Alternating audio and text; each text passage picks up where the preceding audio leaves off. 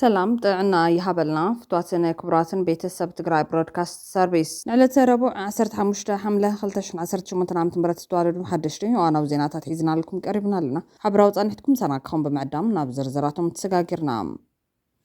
أمباسادر أمريكا بقرده حوحات لوطي كم تقاورة فليتوم مكتل أبومبر حوحاتن مكتل بريزيدنتن أيتا ماني لا صفات امدوك مرحوتا مزيجم تبهايلوم ودب عسب كلنا اللويلو البرلمان خيترفه أبي أو جنير كولو مناجا كجمهور واعي متابينات لنا لم تيترف يا مسلوكم لم تيترف سلالي ليه نا إرسرال على بعض سلطان هو تحالفه أسمراء بكبير حزن كم زوار عطر ما قلت ألام بخلي حبريتا سالساويان تقراي نابستفلالي ناي تقراي تكالاتن منقست عبيين هتوت دبدابي تحفا أبقرنا أفريكا ما خلي مبرعان وترتات بزبرت على زلوقتي إثيوبيان سعود عرب انتمايت أنا اللعام سودان دما كاب إثيوبيا زمت حيلي إلكتريك مقرات زفلي تعلم نزياتو من كالوت زيناتاتن كلنا يوم مس تقراي برودكاست نحوم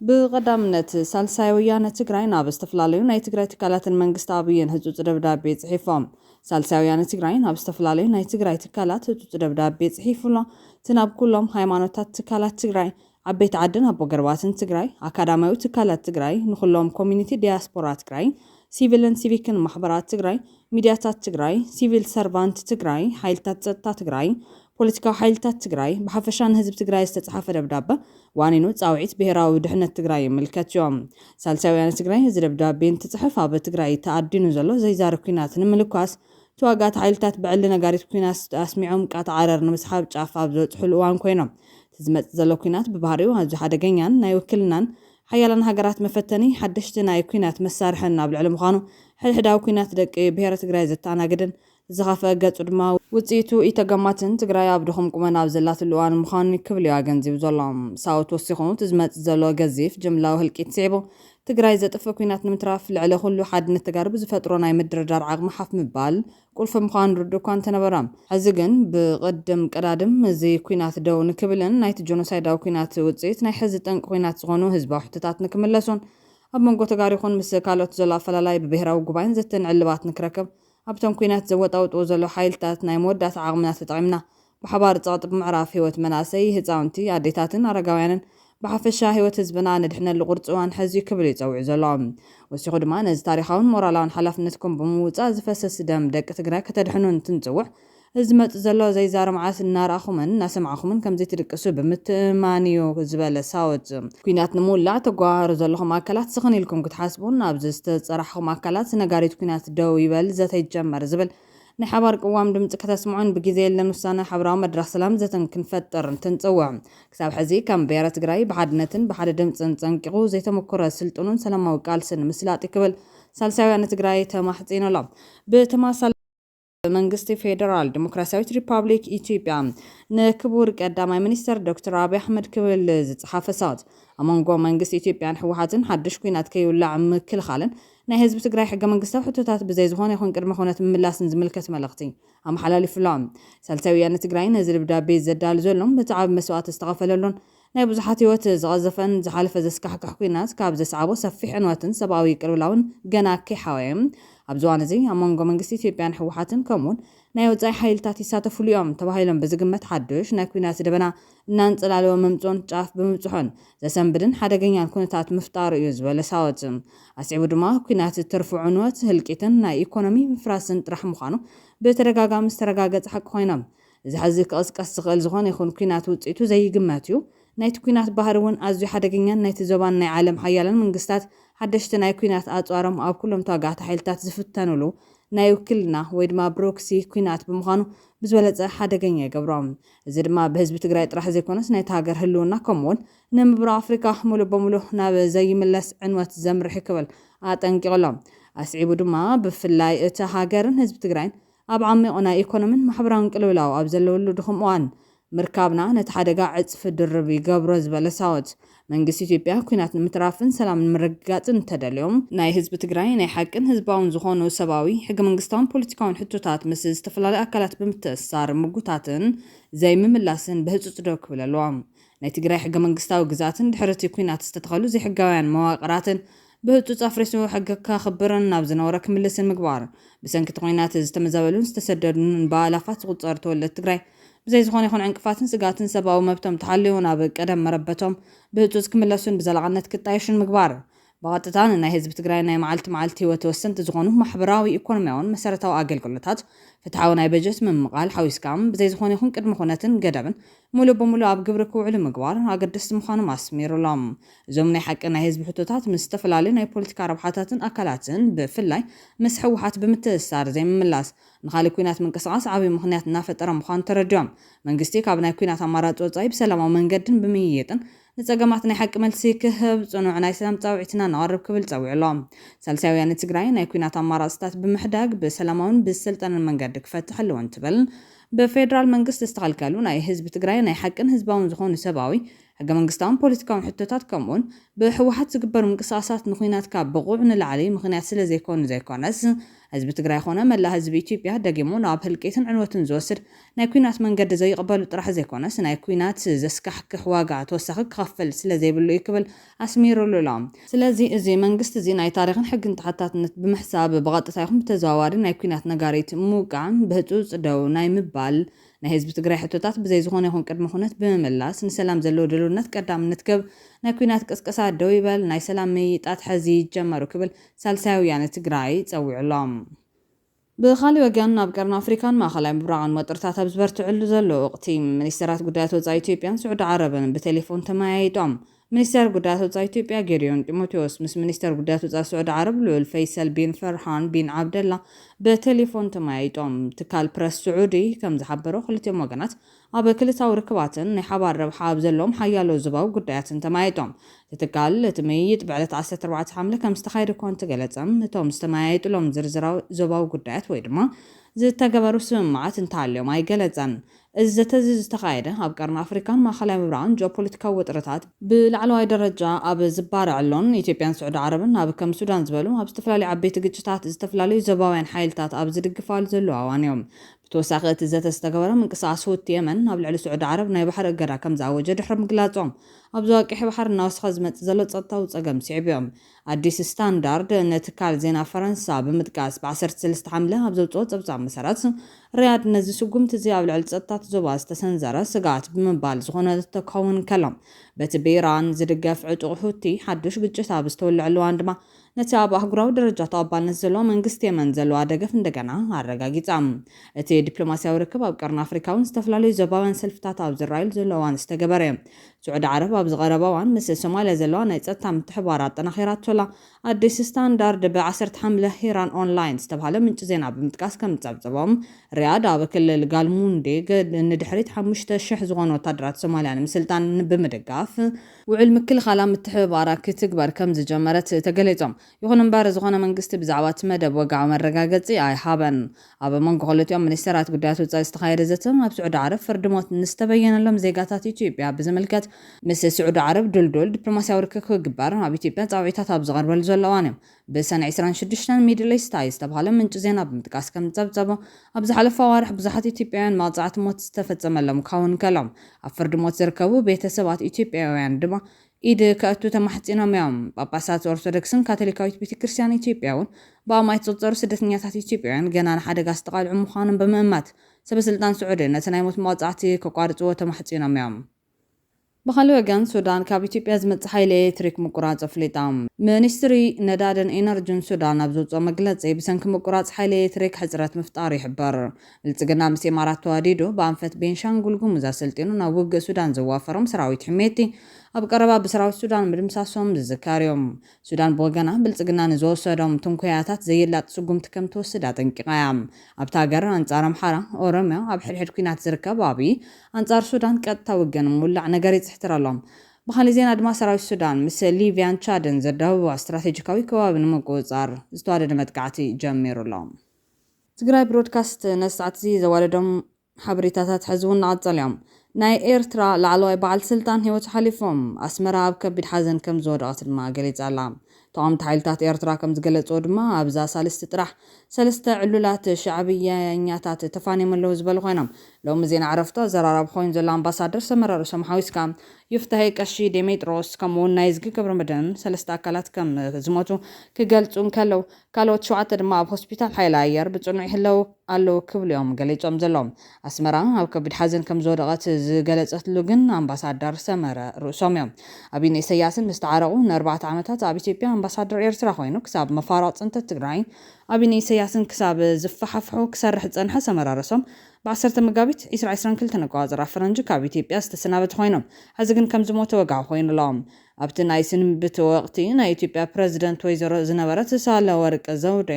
ኣብቲ ምፍናው ሰመረ ንምሕያል ዝምድና ኤርትራን ኢትዮጵያን ክሰርሕ ስለ ዝጸንሐ ኣመስጊና ነይራ ሚኒስትር ጉዳያት ወጻኢ ኢትዮጵያ ብወገኑ ምስ ዝተሓዘ ኤርትራውያን ኣብ ወጻኢ ኢትዮጵያውያን ደገፍቲ ብልጽግና ብዝሰናደዎ ሰላማዊ ሰልፍታት ይሳተፉ ስለ ዘለዎም ምስገኑ ኣቕሪቡ ነይሮም ኣብ ተዋነቲ ኢትዮ ፎረም ዝተባሃለ ዘይመንግስታዊ ሚድያ ቀንዲ ስራሕ ኣምባሳደር ሰመረ ኣብ ኢትዮጵያ ንመንግስቲ ግደፍ ዝቃወሙ ኤርትራውያን ምእሳርን ምስዋርን ከም ዝነበረ ኣቃሊዑ ነይሮም ኢትዮ ፎረም ኣታሒዙ ከም ዝገለጾ ኢትዮጵያ ድሕሪ ኣይተ ሬድዋን ሁሴን ናብ ሃገሮም ዝተመለሱ ኣብ ኤርትራ ኣምባሳደር ይብላን ዝምድና ኤርትራን ኢትዮጵያን ኣብ ዝዋን እዚ ካብቲ ኣብ 2018 ክሕደስ እንከሎ ዝነበረ ደረጃ የንቆልቁል ከም ዘሎ ናይ ብዙሓት ትዕዝብቲ ክብል ገሊጹ ነይሮም ሰመረ ርእሶም ኣብ ኢትዮጵያ ብጸንሐሉ ኣብ ናይ 2019 ኣከባብራ በዓል ጥምቀት ኣብ ከተማ ጎንደር ተዓዲሙ ኣብቲ ስነ ስርዓት ኣብ ዝቐረበ ምርኢት ካርኒቫል ንኤርትራ ከም ኣካል ኢትዮጵያ ዝገልጽ ኣዝዩ ዓብይ ካርታ ኢትዮጵያ ርእዩ ብዘይምቅዋሙ ኣዘራራቢ ኮይኑ ከም ጸንሐ ይዝካር ካልእ ድሕረ ባይታ ድማ ኣይተሰመረ ርእሶም መደብሩ ኣብ ሱዳን ገይሩ ናይ ሕጊኤ ናይ ስለላን ቅንጸላን ክፍሊ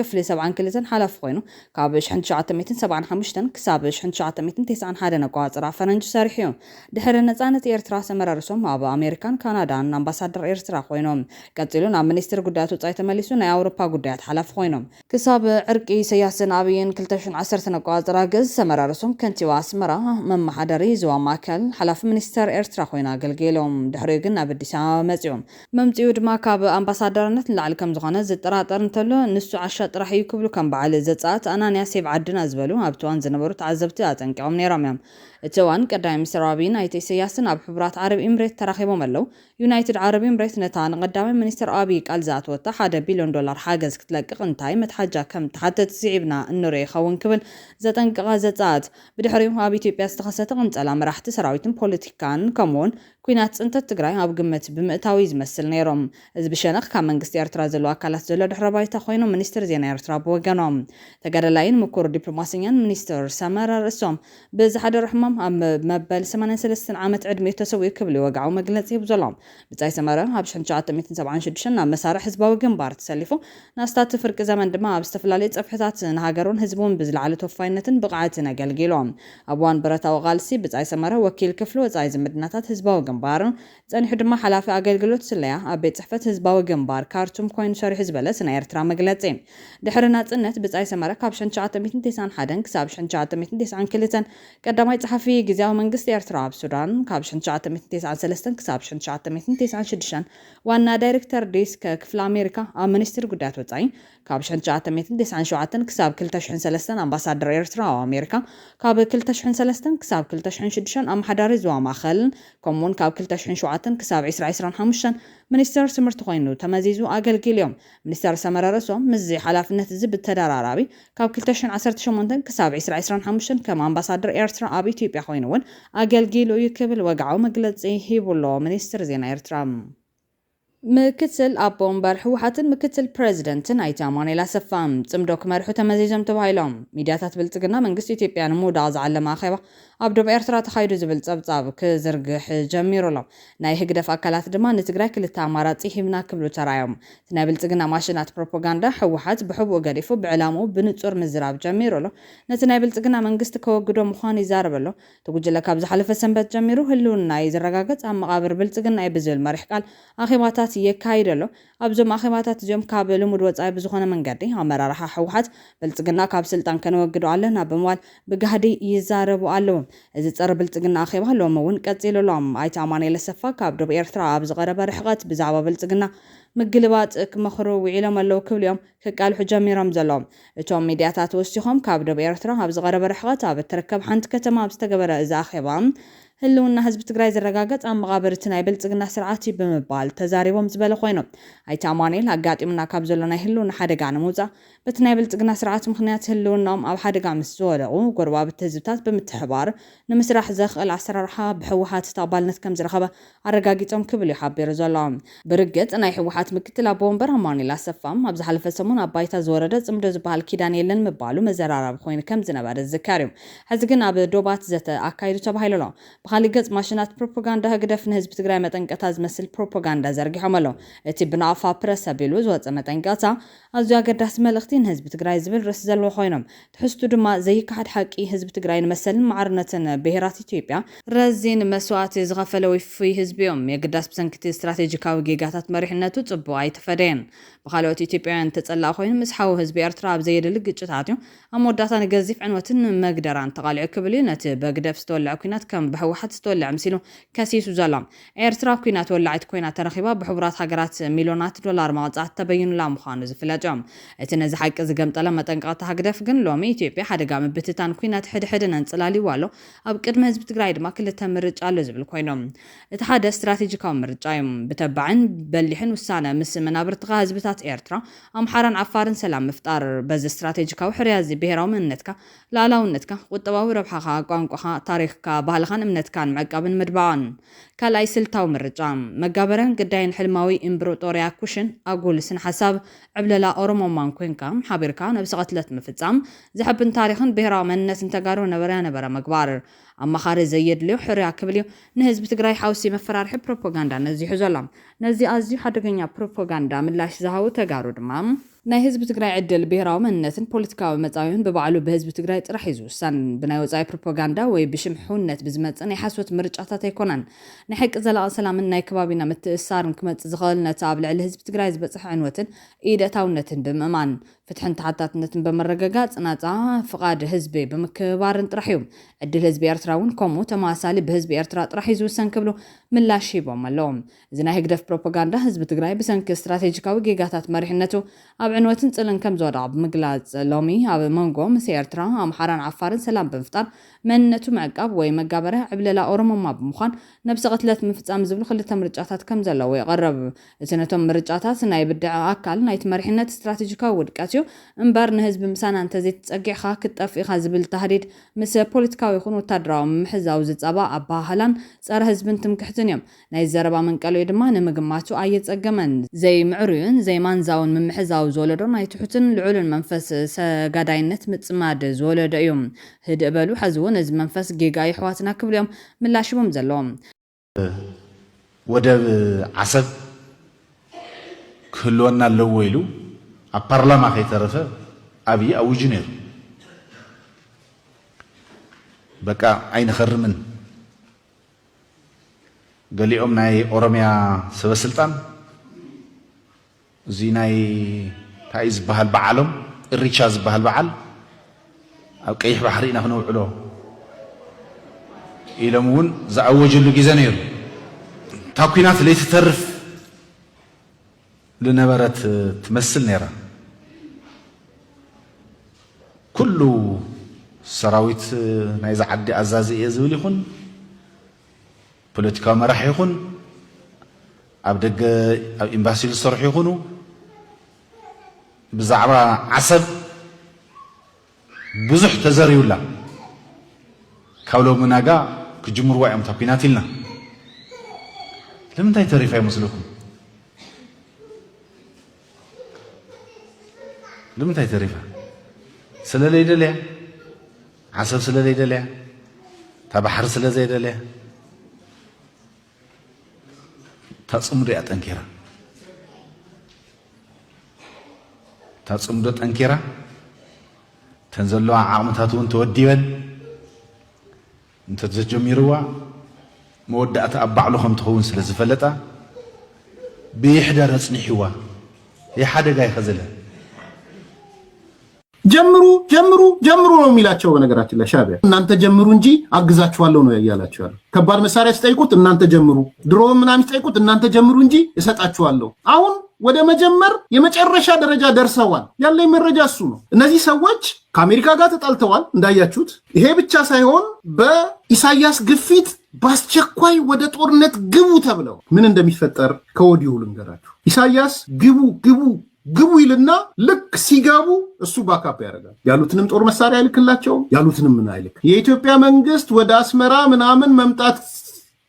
ማሰቡን ካየ ግን ኢሳያስ አስመራ ቁጭ ብሎ መቀሌን ይደበድባል። መቀሌን ሲደበድብ ደግሞ ተቋማት ምናምን የሚል አይደለም። ምናልባትም ብዙ ህዝብ የሰፈረባቸው ቦታዎች ላይ መቀሌ ላይ ይደበድባል። ኢሳያስ የሚያደርገው እሱን ነው። እኔ ከወዲሁ የምናገረው የትግራይ ልሂቃን ሌሎቹም ኮንሽየስ እንድትሆኑ ነው። የኢሳያስ ባህሪ ያልገባችሁ ሰዎች ለምንድነው እሱን የሚያደርገው? አንደኛ በትግራይ ላይ የጀመርኩት በቀል አላለቀም ብሎ በአደባባይ ተነግሯል። ተኮሊፍና ብሏል። ተኮላሸብኝ ብሏል። የትግራይ ልሂቅ ኢሳያስን እድሜ ልክ ያባንነዋል። ታላቋ ትግራይ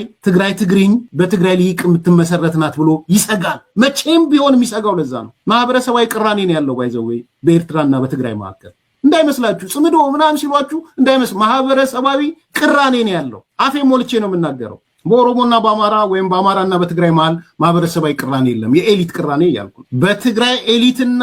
በኤርትራ ኤሊት መካከል ግን ማህበረሰባዊ የሆነ ኤሊት ቅራኔ ነው ያለው። የመፈታት እድሉን ጠባብ የሆነ ማለት ነው። ቅዋም ኣብዚ ጉዳይ ህዝባዊ ወያነ ሓርነት ትግራይ ህወሓት ኣብ ዝካየድ ዘሎ ኣኺባታት ምስ መንግስቲ ቀዳማይ ሚኒስትር ኣብይ ኣሕመድ ፅሊ ዘለዎም ካልኦት ጉጅለታት ኪዳን ምፍጣር ኣገዳሲ ምዃኑ ገሊጹ ነይሩ። ትውድብ ነዚ ከም ዝበለ ምትሕብባር ነቲ ሕብራዊ ስጋት ንምምካት ዝግበር ወሰን ኣካል ቃልሲ ገይሩ ገሊጹ እዮም። ህወሓት ብዕለተ ሰሉስ ኣብ ዘውፅኦ ሰሙናዊ መግለፂ ኣብ ትግራይ ኣብ ዝተኻየዱ ህዝባዊ መድረኻት ዘተ ምስቶም ካብ ፌደራላዊ መንግስቲ ተመሳሳሊ ስጋት ዘንፀላለዎም ካልኦት ሓይልታት ምትሕብባር ከም ዘድሊ ሓበራዊ ምርድዳእ ከም ዝተበፅሐ ሓቢሮም። እቲ መግለፂ ህዝብና ኩሎም ፍልልያት ብሓይሊ ንምፍታሕ ከም ዝደልይን ጅምላዊ ቅትለት ማለት እውን ጆኖሳይድ ካብ ዝፈፀመን ስርዓት ብልፅግና ተመሳሳሊ ስጋት ምስ ዝገጠሞም ካልኦት ሓይልታት ኪዳን ብምፍጣር ዝግበር ቃልሲ ብሙሉእ ልቢ ይድግፍ ኢሎም። ይኹን እምበር እቲ መግለፂ ትውድብ ምስኣቶም ክዓዩ ዝሓሰቦም ጉጅለታት ሽመ ኣይጠቐሳን ወይ ድማ ብዛዕባ ሕዚ ዘለዎ ኮነ ንቐፃሊ ዝተሓሰቡ ኪዳናት ዝርዝር ሓበሬታ ካብ ማብ ተቆጪቡ እዮም። እዚ መግለፂ ዝወፀ ላዕለዎት ኣመራርሓ ህወሓት ኣብ ትግራይ ኣብ ዝርከባ ዝተፈላለየ ከተማታት ህዝባዊ መድረኻት ምስላጦም ስሒቡ እዮም።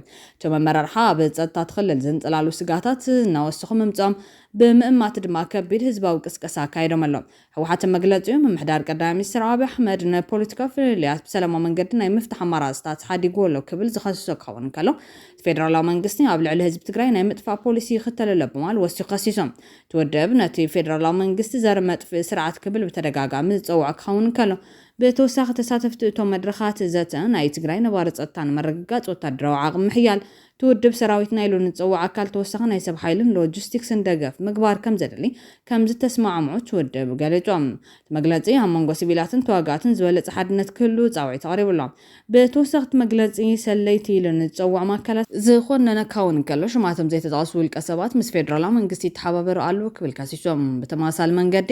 ተደናጊሮም ንዝበሎም ወገናት ተመሊሶም እትውድብ ወሳኒ ቃልሲ ኢሉ ናብ ዝፅውዕ ምንቅስቃስ ክፅንበሩ ተሓሳሲቦም። ዝሓድሽ ፃውዒት ኪዳን ቆላሕታ ዝረኸባ ኣቦ ወንበር ህወሓት ደብረፅዮን ገብረ ሚካኤል ውድቦም ምስቶም ፌደራላዊ መንግስቲ ዝቃወሙ ካልኦት ፖለቲካውያንን ዕጡቃት ጉጅለታትን ምትሕባር ከም ዘድልዮ ኣብ ዝቐረባውን ካብ ዝተዛረብዎ ዘረባ ስዒቡ እዮም። ኣብ መንጎ ፌደራላዊ መንግስትን ህወሓትን ዘለዎ ጥር እናቐፀለ ኣብ ዝኸለሉ ዘለዋን ትውድብ ንፖለቲካዊ መልእኽትታቱ ካብ ትግራይ ወፃኢ ሰፋሕቲ ዝኾኑ ምሕዝነታት ኣብ ምምስራት ሓሳብ ቆላሕታ ይገብረሎም። እዚ ናይ ህወሓት መግለፂ ዝወፀ ኣብ መንጎ ኢትዮጵያን ኤርትራን ዘለዎ ጥር እናወስኻ መምፅኦ ስዒቦም መከራኸሪ ፖለቲካዊ ቃል ኮይኑ ብዝመፀ ፅምዶ ኣብ ዝተባሃለ ፅንሰ ሓሳብ ዙርያ ዝተፈላለዩን ተቃረንትን ሬቶታት ኣብ ዝወፅሉ ዘለዋ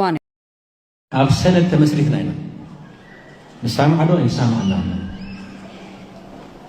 ከይድ ምሳሌ ካሊእ ኮነ ይኽእል። ስለዚ መሓዙት ከም ዘለውና እውን ምርዳእ ሓቢሮም ዝቃልሱ ኣለዉ ኩነታት ተቐይሩ እዩ። ኣብዚ ግን ግልፂ ክኾኑ ዘለዎ ሕዚ ሓለፈ ፈላላይ ኣሎ እዩ። ኣፈላላይ ዳ ኣሉን እዩ ዝሓለፈ ፈላላይ ወላ በደላ እንተሃሊፍ ሕዚ ክንውድእ ኣይንኽእልን ክነፅንሖ ኢና ማለት ነታ ናይ ሕዚ ልኡኽ ብልፅግና ንምውጋር ሓቢርና ንስራሕ ግልፂ እያ ማለት ገሊኦም ንኣና እውን ዝሓቱን ኣለዉ ንሕና እውን ንሓቶም ኣለዉ በዲልኩምና ንብሎም ኣለዉ በዲልኩምና ዝብልና እውን ኣለዉ ዋ እሞ እዚ ድሓን ንርአዩ ማለት ንሕና እውን ተበዲልና ንብለው ግልፂ ኣለና እዩ ሓደ ክልተ ሰለስተ ዝበሃል ንሓዞዝ ሕዚ ግን ናይ ሓባር ፀላእ ኣሎ ንኩልና ማለት ንኣና ኢሎም ኣይኮኑ ዓለም ኢሎም እዚ ናይ ሓባር ፀላእ ግን ሓቢርና ንስራሕ ታፃውራ ኣብ ትግራይ ጥራሕ ይኮነት ናይ ኩልና بدم تتنكي أسرح الحمد لله كن فلت أمالتي متى ما نكن حزون أبعلناي أو هو دبور ذكرنا 4 وردوات غير من واحد بينهم ما تعرف واحد بين طريق دخل عمل مسينا كم طلبنا رينا حزب طلبنا يعني بزولك وكذا العلو زمان كل شعب على خطأ من اللي كان برحزي أفتمر أزجارنا له حبرنا هنسرحين حبرنا نوفر لنا شو بدنا بتتردد أنا يوم حتى تاكل سلسلة على المالك كم يجيكم بس قالت راهو كم يجيكم سير راهو مزتخونو قبل ما يجيكم تخبان عصوان حدا مفتاح أول محزنتين ثالثة ميت إنسان ديجرين جا متطولت ولا تخيبان يرد حالفن حزقها ما يكون نتن بمهم تايم هنا بمحزنات محزنات مفتحي يوال متخبان عصوان نقوليو نايكبان عصوان سجى مفتحي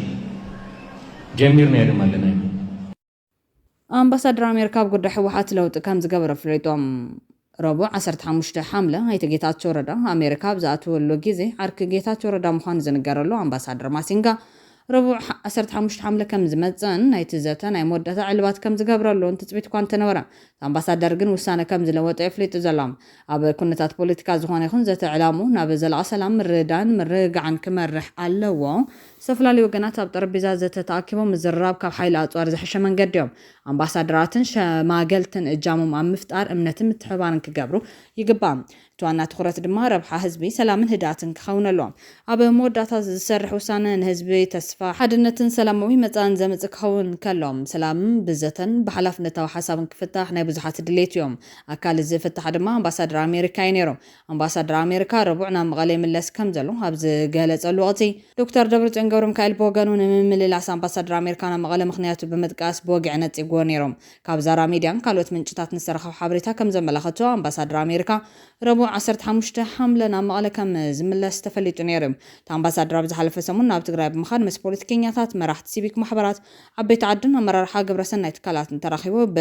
حلفي كنتات كرامات لوم زبن حصرت زناب كله زخلت عنتو كجبر زوجبا مدلات انتزاتي نيروم بعبي دمات يا بمنغو منغستي بلصقنا حوحات نزرازو لمتفنان بسلام منقد زفتحلون وعلى بريتوريا زفتملو منقد من دي علم وعدت كم زغبر زفلاجام ابت عدت دما اب قربان اب تግራይ كم زملس في تونيريو تناي ربع قصرا مسرت اب زحلف سمون زانفتو دي ويس بخالي ህጹጽ ጉዳይ ግን ትምንጭ ሓበሬታ ዝገለጾ ነገር ይንበራን ዶክተር ደብረጽዮን ገብረሚካኤል በወጋኑን ምልላስ አምባሳደር أمريكا مغالي مخنيات بمدقاس بوقعنا تيغونيروم أب مانغو مراحة تقرين فيدرال نزقبار زولو دبلوماسيا وزعارتات جيزي مغزيوم كبل دكتور دبرتين تسفا كم زي قبرول تزاري بيوم هلونان بهراو كبرن من اللاسن لعلاونة تقرين مرققاتن منقست بلتقنا فتمو بهاجيبولن كبلون تن مرحنة جزاو منقستي عالي بريزيدنت تقراي زخنا دكتور دبرتين قبرميكايل تزاري بيوم ازي استقلت زباتن بيراو برست بزل مرحة سبب استفلالي كوابتات تقراي استجمر مدرخيوم دكتور دبرتين عمالة ترخيبو أبزاو مبري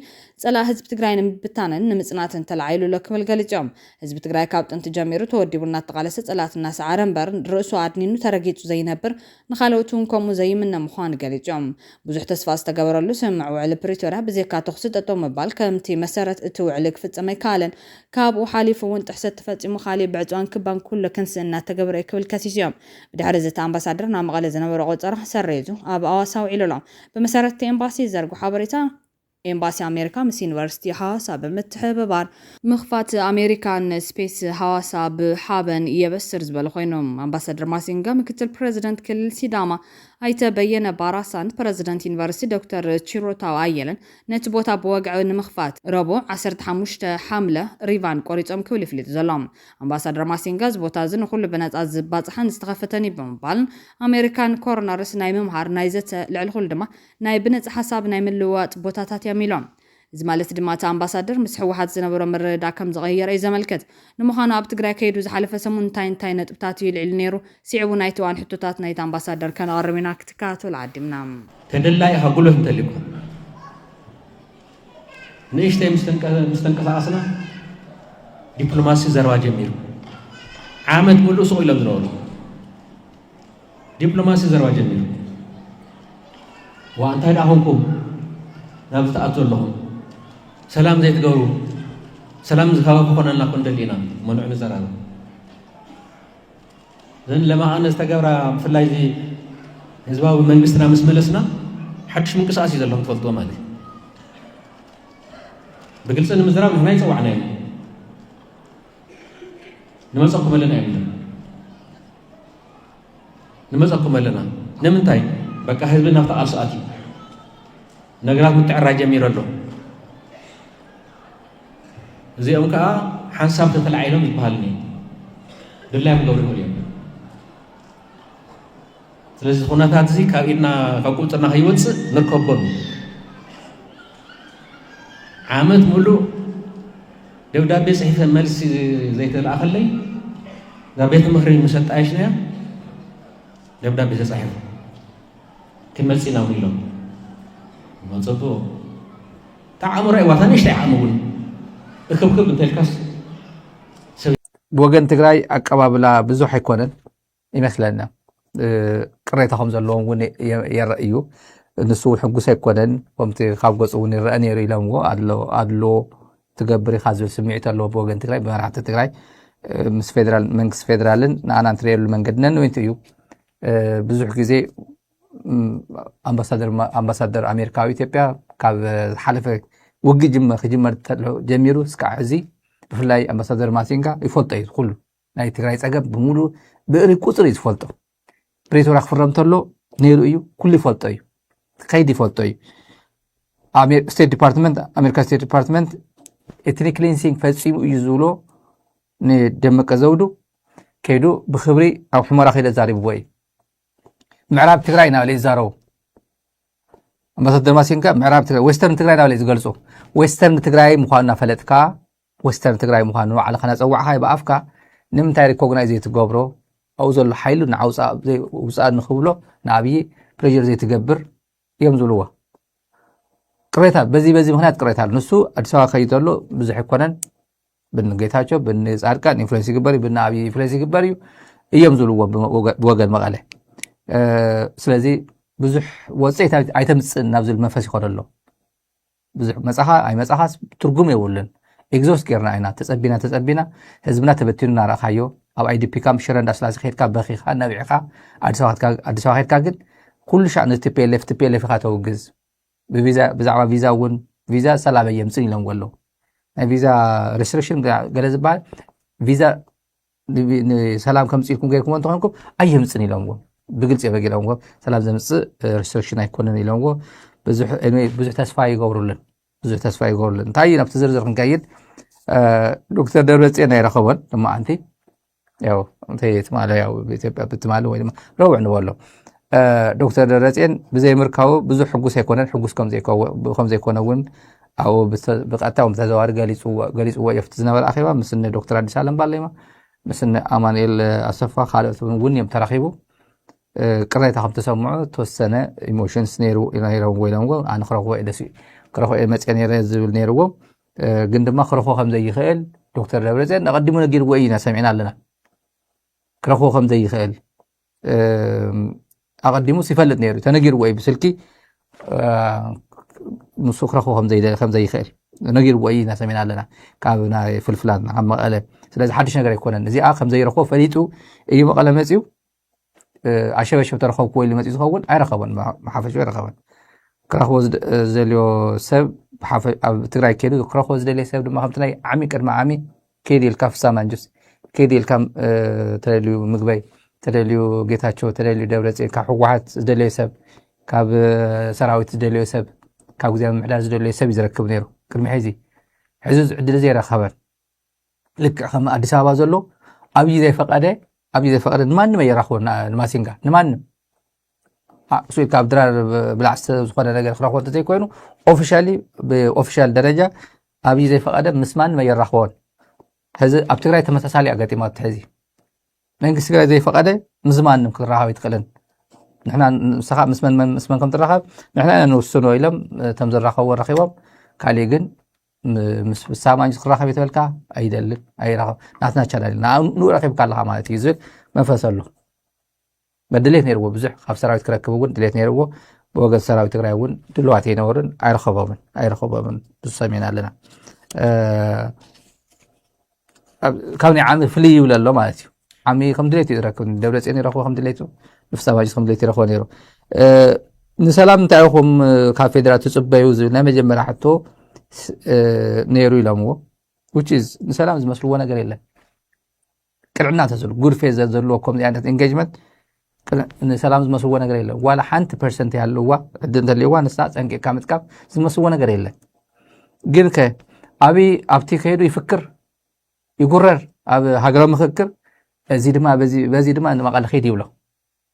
كل ترى قال مالتي وبزي سلامي بزي سلام يمكر له خويا بزي مكر له فتنا له يبلو بتي دما يفكر أمورادو سجادو حرنا ينكفتدو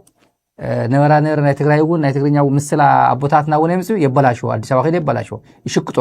ነሸቀጥ የፖለቲካ ሸቀጥ ዘይኮነ ትርጉም እንዳሃበውን ይሽቅጣሉ ተውም ካለ ዘይፈጠ ትግርኛ የጭብጭቡሉ ነው ያየለው የጭብጭቡሉ ነው ዘይፈጠ ቋንቋ ዘጋታል ነሰላም እንታይሁም ካፌድራል ተጽባዩ ዝብል ዳርጋ ካብ ጀነሲስ ጀሚሩ ካብ ዘፈጥራት ጀሚሩ ወሉ ምንም ከም ዘይፈልጥ ማለት ትፈልጥ እንዲሃ ኢላሞ ወገን ትግራይ ንስኻ ዘይትፈጦ ጸገም ትግራይ እንታይ ኣሎ ንስኻ ዘይትፈጦ ናይ ትግራይ ፖለቲካ ብልሽት ምስ ፌደራል መንግስቲ ዘለና ፈላላይ ንስኻ ዘይትፈጦ እንታይ ኣሎ ኢላሞ ትግራይ ዝተወሰደና ሃቡኒ ኣትብል ዘላ እምበር ዘይደልዮ ነገር ወይ ድማ ካሊእ ዲማንድ ይገብር እየ ዝብል ሕቶ የቐረበትን ሰሜን ዕዝ ተነኺኡ ተባሂሉ ድሕሪ ናይቲ ውግእ ውፅኢት ናይቲ ውግእ ምክንያት ዘይኮነስ ምዕራብ ትግራይ ጸለምቲ ዝበሃል ናይ ውግእ ምክንያት ኣይኮነን ነይሩ ሰሜን ዕዝ ዝበሃል ነይሩ እግረ መንገዲ እምበኣር ወሰድናዮ ኢሎም ከይዶም ናይቲ ውግእ ኮንሲኮንስ እዩ እዚ ሒዝዎ መፅኡ ስለዚ ብፕሪቶሪያ ሰላም ስምምዕ መሰረት ናብ ዝደወልክዎ ፌደሬሽን መልሱ እያ ትብል ዘላ ትግራይ እምበር አዲሽና ዝኾነ ዲማንድ ኮይ ጠየቀት ኔጌቲቭ ዲማንድ ይኮዚ ኔጌቲቭ ዲማንድ ማለት ትማሊ ዝነበረ ሎቢ ሃውን ትብል ዘላ ማለት እዩ ኔጌቲቭ ዲማንድ ይዝባል ምንም አዲሽናል ዝኾነ ነገር የብሉ ስለዚህ ትግራይ ተወሰደ ነገር ካባይ ተቀነሰ ነገር መልሱለይ ሰላም ክፈጥር ሰላም ጎርን ናብ ፌደራል መንግስቲ ፌደሬሽን ሕወሱኒ ጸምብሩኒ አትብል ዘላ እዚ ይፈልጥ እዩ አምባሳደር ማሲንጋ ይፈልጥ እዩ ትግራይ ኣብ ሲጅ ከም ዘላ ትግራይ ኣብ ከበባ ከም ዘላ ይፈልጥ እዩ ኣብ ከበባ ዘላ ትግራይ እንታይ ከም ዝጎላ ይፈልጥ እዩ ካብ ኩለ ፌደራል ሃገራት ናይ ፌደሬሽን ኣባላት ካብ ኣምሓራ ካብ ዓፋር ፍልይ ኣቢሉ ትግራይ ይጎድኣ ከም ዘሎ ይፈልጥ እዩ ኣምሓራ ክልል ንኣብነት ውግእ ኣሎ ተራ ውግእ ኣይኮነን ብቦትኡ ውግእ ኣሎ ባንክታት ግን ክፍቲ እዩ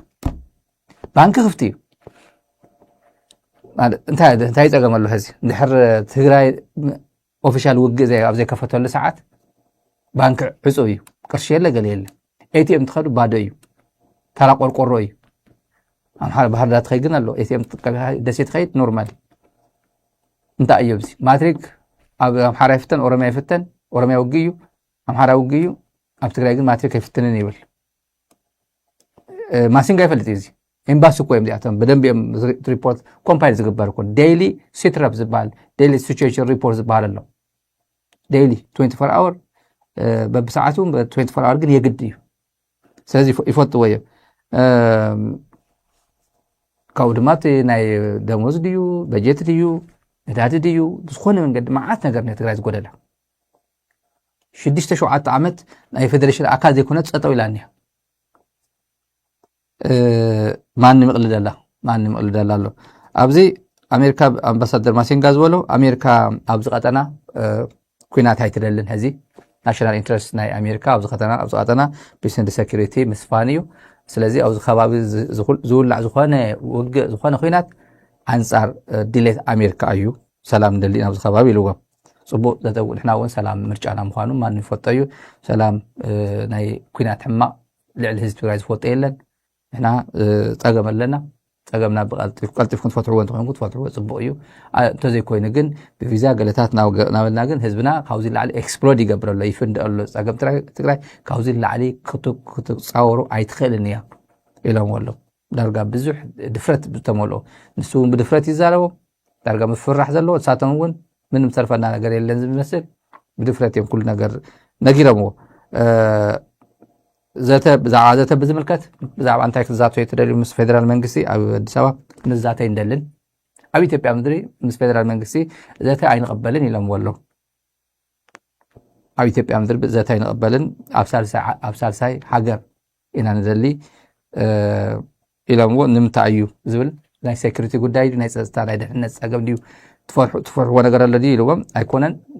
ፎር ፖለቲካል ሪዝን ኢሎም ንፖለቲካ ጉዳይ ብፖለቲካ ጉዳይ ኣብ ደገና ክንገብሮ ንደሊ ኢሎምዎ ኣሎ እቲ ዕቢ ዝበለ ኣኪዜሽን እንታይ እዩ ካሊእ ኣብ ሱዳን ኩናት ከም ዘለኹም ንፈልጥ ኢና ኢልዎም ኣብ ኩናት ሱዳን ያው ኣርሚ 70 ገለ ዝብልዎ ማለት እዩ ከም ዘለኹም ንፈልጥ ኢና ኢልዎም ሕዚ እዚ ኣምባሳደር ኣሜሪካ እዩ ኣብ ኢትዮጵያ ማለት ኦብቪየስሊ ሓበሬታ ኣለዎ ዓለም ብምሉእ ብዝፈልጦ RSF ዝበሃል ሓይሊ ኣብ ውሽጢ ኢትዮጵያ ኣሎ ሎጂካሊ ስፒኪንግ ወይ ማለት ምንም ሰርፈና ነገር የለም ኢሎም ተዛእትዎ ኦኬ ኣነ ንዛረብ ኢና ምን ካሊእ ግዜ እውን ክንዛረብ ለና ኢትዮጵያ ሃገር እዩ ናይ ትግራዋይ ሃገር እውን እዩ ኣብ ዓፋር ዝኾነ ነገር ፀጥታ ይኹን ወራሪ ሓይሊ ናይ ደገ ሓይሊ ኣብ ዓፋር ካምፕ ይስራሕ ሞያሌ ካምፕ ይስራሕ ኣብ ትግራይ ይስራሕ ኣዲስ ኣበባ ይስራሕ ኣብ ናይ ኢትዮጵያ ቴሪቶሪ ዝኾነ ናይ ወፃኢ ሓይሊ ኣትዩ ማለት ኣብ ትግራይ ከም ዝኣተወ እዩ ዝቁፅር ቤንሻንጉል ጉሙዝ ኣካል ኢትዮጵያ እዩ ትግራይ ኣካል ኢትዮጵያ ዘለ ኣብ ኣሶሳ ካምፕ ኣለዎ RSF ንመን ኣፍቂዱ ኣትዩ RSF ኣብ ኢትዮጵያ RSF ኣብ ኢትዮጵያ ከም ዘሎ መን ይፈልጥ ኣሜሪካ ይፈልጡ ተኾይኖም ዘይፈልጡ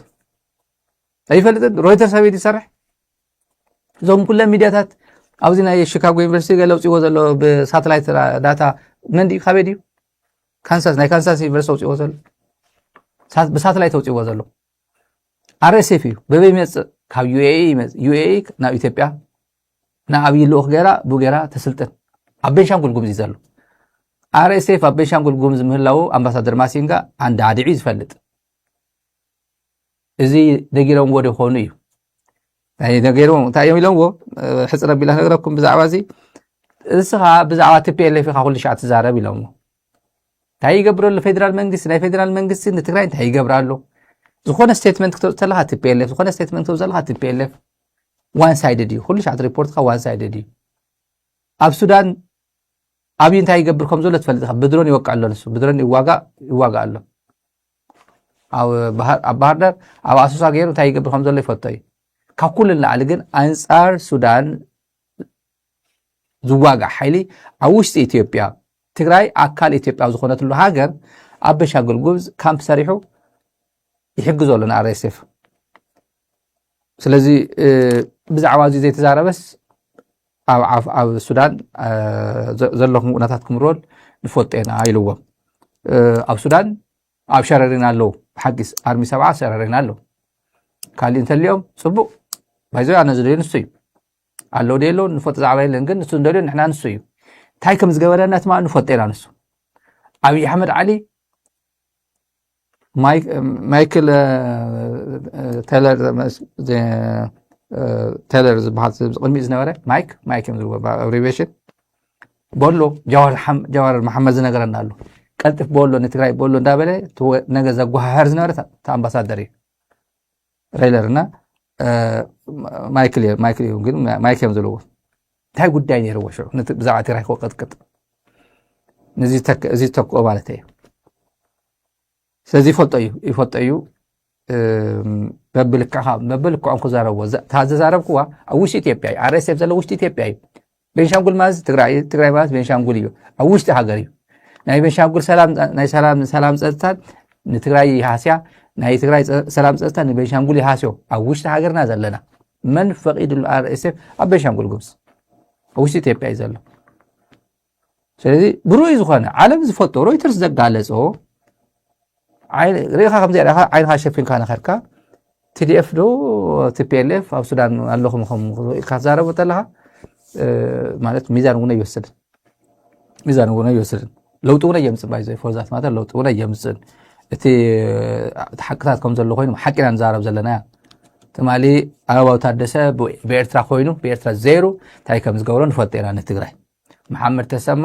ጀግናዊ ኤርትራ ሰራዊት እንዳበለ እንታይ ከም ዝገበረ ትማሊ ንፈልጦ ኢና በበይ ዘይሩ መፂዎ ትግራይ በበይ ገጢምዎ ንትግራይ በበይ ገጢምዎ ኣብይ ኣሕመድ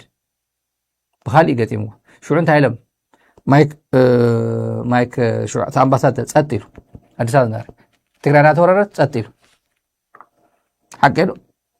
ማይክ ፖምፒዮ secretary of state ጸጥ ኢሉ እንዲያም accuse ይገብራ ነይሩ TPLF is trying to internationalize the war ናበለ ኣብ ኤርትራ ሚሳይል ወርዊራ ንጎንደር ወርዊራ እና ኣህጉራዊ ትገብረላ እናተባለ ወገ ግን ኣብ ሓውዜን ነይሩ ኤርትራ ሰራዊት ይኹን ኢትዮጵያ ሰራዊት ተጻቢሩ ኣብ ነበለት ሓውዜን ነይሩ ጸጥ ኢሎም ማለት እዩ ስለዚ ምስ ቅርጽም ከዓ እዩ ሕዚ ትግራይ ንምንታይ እያ ከምዚ ኩሉ ናብ ትግራይ ዝኸድ ዘሎ ኣብ ከምዚ ኣብ ከቢድ ሃዋህው ኣብ ከቢድ ምንም ክትኮስ ኢላ ኤክስፕሎድ ክትገብር ናይ ሰዓታት ነገር ናይ መዓልታት ጉዳይ ኣብ ዝቐረየ ሰዓት ንመቐለ ናይ ምምልላስ ጉዳይ ለሚሳ ትትኸውን ተዳኺማ ትትኸውን ጽምዶ ዝበሃል ኣብዚ ተኣምራዊ ዝኾነ ስራሕ ክሰርሕ ዝኽእል ጽምዶ ዝበሃል ተዘይፍጠር ነይሩ ኣብዚ ሃለፍለፍ ኣይመወልን ህዚ ኣብይ ኣሕመድ መፅዮ ብቲ ሃለፍለፍ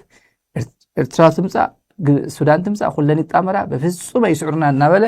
ኣብ ፓርላማ ዝህትፈሉ ሰዓት ኣይመፀን ነይሩ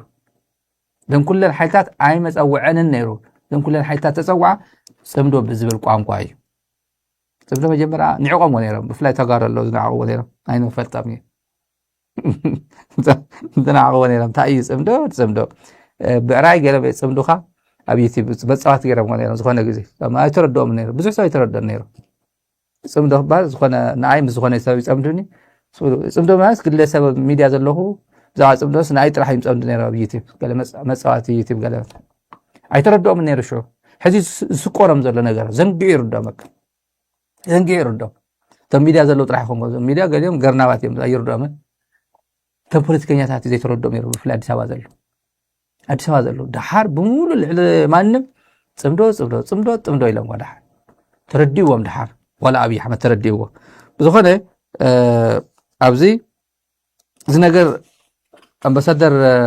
ኣሴንጋ 22 ጁን ክመፅእ እዩ ተመሊሱ ክመፅእ መቐለ ክመፅእ ኢልዎም ኣሎ ረቡዕ ማለት እያ ረቡዕ ኣብ ሰሙና ክመፅእ ብንግሆ ክመፅእ ናይ ግሆ ክመፅእ ኢልዎም ኣሎ